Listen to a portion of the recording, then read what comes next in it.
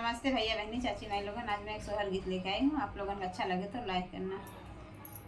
राजा हमारे तजन में भतीजवा नैहर हम जाबई नैहर हम जाबई हो रनिया जाऊ तो हूँ जाबू नैहर मात हम कैसे रहब हम कैसे रहबई हो राजा हमारे तजन में भतीजवा नैहर हम जाबई नैहर हम जाबई हो रनिया जाऊ तो हूँ जाबू नैहर मात हम कैसे रहबई हम कैसे रहबई हो रनिया के हमके भोजना बनाई है तके ही खियाई है हो रनिया के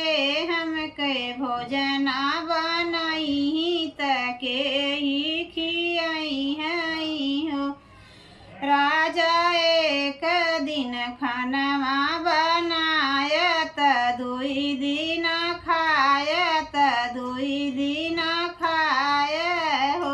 राजा एक दिन खानवा बनायत दुई दिन खायत दुई दिन खाय हो राजा एक दिन खानवा बनायत दुई दिन खायत दुई दिन खाय तीसरे दिन मायऊबई तीसरे दिन मायऊबई हो राजा हमारे तजन में भतीजवा नैहर हम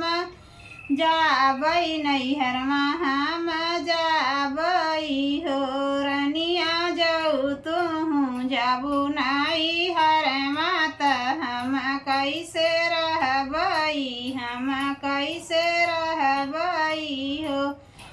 रनिया जाऊ तो हूँ जाबू नैहर मात हम कैसे रहबई हम कैसे रहबई हो रनिया के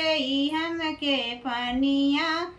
भरी है तके ही नहावई है तके ही नहावई है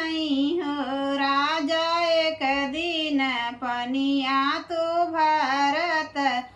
दुई दिन नहायत दुई दिन नहाय हो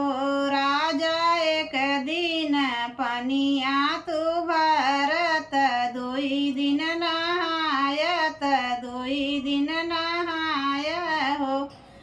राजा तीसरे न दिनवा हम अइबई राजा तीसरे न दिनवा हम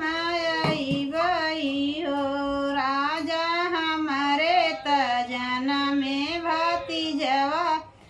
नैहर हम जाबई नैहर हम जाबई हो राजा हमारे तजन में भतीजवा नैहर हम जाबई नैहर हम जाबई हो रनिया जाऊ तो हूँ जाबू नैहर मात हम कैसे रहबई हम कैसे रहबई हो रनिया जाऊ तो हूँ जाबू नैहर मात हम कैसे रहबई हम कैसे रहबई हो रनिया के हमके दही दाना पनिया के कर रहिया निहर बैत के कर रहिया निहर बई हो रनिया के हमके दही दाना पनिया के कर रहिया निहर बैत के कर रहिया निहर बई हो राजा एक दिन जई है तू खेतवा दुई दिन रही है दुई दिन रही है तीसरे दिन आयबई तीसरे दिन आयबई हो राजा हम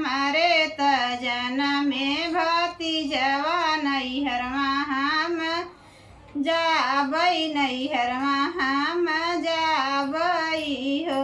रनिया जाऊ तो हूँ जाबू नैहरमा त हम कैसे रहबै हम कैसे